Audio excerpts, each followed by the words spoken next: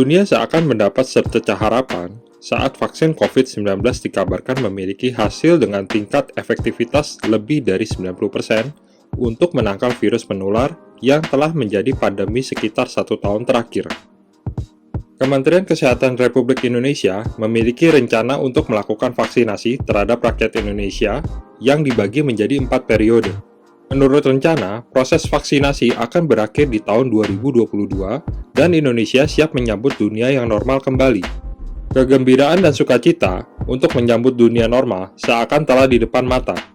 Walaupun ada beberapa opini yang meragukan keamanan vaksin karena belum terbukti efek sampingnya untuk jangka panjang, namun sepertinya hampir seluruh pemimpin dunia sepakat bahwa vaksin adalah satu-satunya jalan untuk mengakhiri virus yang telah merebak sejak akhir 2019 tersebut. Untuk menjawab keraguan tersebut, Presiden beserta sederet menteri yang mewakili rakyat berinisiatif untuk membuktikan keamanan vaksin tersebut dan bersedia untuk menjadi baris pertama yang menerima vaksin tersebut di tanggal 13 Januari 2021. Ada 7 jenis vaksin yang akan digunakan di Indonesia secara resmi. Masing-masing vaksin tersebut memiliki pendekatan yang berbeda untuk menangkal virus. Dan sepertinya beberapa vaksin juga dipergunakan khusus untuk beberapa kelompok populasi. Berikut adalah 7 tipe vaksin COVID-19 yang akan dipakai di Indonesia. Yang pertama adalah vaksin COVID-19 Oxford AstraZeneca. Jenis vaksin COVID-19 Oxford AstraZeneca adalah vaksin vektor adenoviral rekombinan. Dikutip dari Verywell Health, vaksin rekombinan menggunakan sebagian kecil materi genetik dari patogen seperti SARS-CoV-2 untuk memicu respon imun. Bagian tertentu dari virus dapat menjadi sasaran dan vaksin ini umumnya aman digunakan pada populasi orang yang besar, bahkan mereka yang memiliki masalah kesehatan kronis atau dengan orang-orang dengan gangguan kekebalan. Satu kelemahan dari vaksin vektor adenoviral rekombinan adalah bahwa suntikan penguat mungkin diperlukan dari waktu ke waktu. Yang kedua adalah vaksin COVID-19 China National Pharmaceutical Group Corporation atau Sinopharm. Vaksin COVID-19 Sinopharm memanfaatkan virus corona yang sudah dimatikan. Vaksin ini diklaim menjadi yang pertama di dunia yang menunjukkan imunogenisitas dan keamanan yang sangat bagus. Dikutip dari New York Times, jenis vaksin COVID-19 Sinopharm bekerja dengan mengajarkan sistem kekebalan untuk membuat antibodi melawan virus corona SARS-CoV-2. Yang ketiga adalah vaksin COVID-19 Moderna. Vaksin COVID-19 Moderna menggunakan messenger RNA. Virus corona memiliki struktur seperti spike di permukaannya yang disebut protein S. Vaksin mRNA COVID-19 memberi petunjuk kepada sel tentang cara membuat bagian protein S yang tidak berbahaya.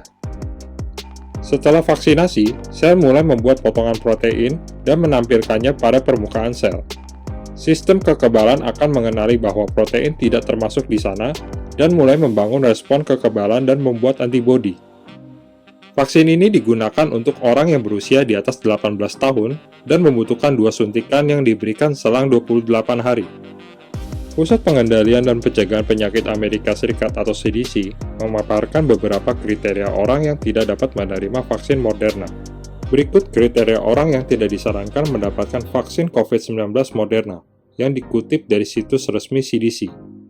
Pertama, orang yang pernah mengalami reaksi alergi parah atau reaksi alergi langsung, meskipun tidak parah terhadap bahan apapun dalam vaksin mRNA COVID-19.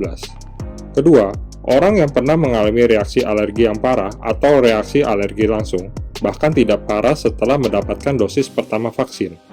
Ketiga, reaksi alergi langsung berarti reaksi dalam 4 jam setelah divaksinasi, termasuk gejala seperti gatal-gatal, bengkak, atau gangguan pernafasan. Keempat, reaksi alergi terhadap polyethylene glycol atau PEG dan polisorbat. Polisorbat bukanlah salah satu bahan dalam vaksin mRNA COVID-19, tetapi terkait erat dengan PEG yang ada di dalam vaksin. Orang yang alergi terhadap PEG atau polisorbat sebaiknya tidak mendapatkan vaksin mRNA COVID-19. Yang keempat adalah vaksin COVID-19 Pfizer-BioNTech. Vaksin COVID-19 Pfizer-BioNTech dinamakan BNT162b2 dan berbasis teknologi messenger RNA atau mRNA. Vaksin ini menggunakan gen sintetis yang lebih mudah diciptakan sehingga bisa diproduksi lebih cepat dibandingkan teknologi biasa. Virus yang tidak aktif ini tidak menyebabkan sakit, tetapi mengajari sistem imun untuk memberikan respon perlawanan. Dengan mRNA, tubuh tidak disuntik virus mati ataupun dilemahkan, melainkan disuntik kode genetik dari virus tersebut. Hasilnya, tubuh akan memproduksi protein yang merangsang respon imun. Yang kelima adalah vaksin COVID-19 Sinovac. Vaksin COVID-19 Sinovac bekerja untuk menguatkan sistem kekebalan tubuh sehingga antibodi dapat melawan virus corona. Vaksin ini dibuat dengan platform atau metode virus yang telah dimatikan atau inactivated virus.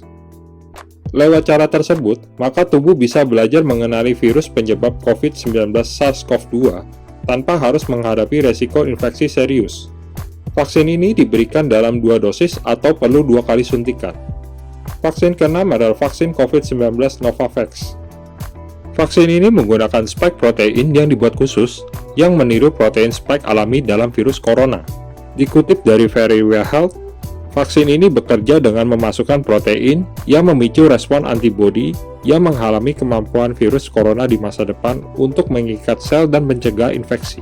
Protein tersebut dikombinasikan dengan ajuvan matriks M Novavax yang penting dalam meningkatkan respon imun yang ditimbulkan oleh antigen protein. Vaksin ketujuh adalah vaksin COVID-19 yang diproduksi oleh PT Bio Farma. Vaksin COVID-19 yang diproduksi PT Bio Farma menjadi salah satu jenis vaksin virus corona yang akan digunakan di Indonesia. Dalam perkembangannya, PT Bio Farma telah menerima sertifikat yang menyatakan fasilitas produksinya layak untuk memproduksi vaksin COVID-19. Menurut informasi yang ditulis oleh Kementerian Kesehatan Republik Indonesia, untuk mengantisipasi terjadinya kasus KIPI atau kejadian ikutan pasca imunisasi, maka sebaiknya untuk tetap tinggal di tempat pelayanan vaksinasi selama 30 menit sesudah vaksinasi dan petugas harus tetap berada di tempat pelayanan minimum 30 menit setelah seseorang divaksinasi. Beberapa efek samping yang diperkirakan muncul dapat dibedakan menjadi reaksi lokal, reaksi sistemik, dan reaksi lain. Reaksi lokal meliputi nyeri, kemerahan, bengkak di tempat suntikan, dan reaksi lokal lainnya yang lebih besar, misalnya selulitis. Untuk mengobatinya, penerima vaksin dapat menerima bantuan dari petugas kesehatan untuk melakukan kompres dan meminum obat sesuai anjuran. Semoga dengan dimulainya vaksinasi, rakyat Indonesia dan dunia bisa mulai bersiap untuk menyambut dunia yang normal kembali.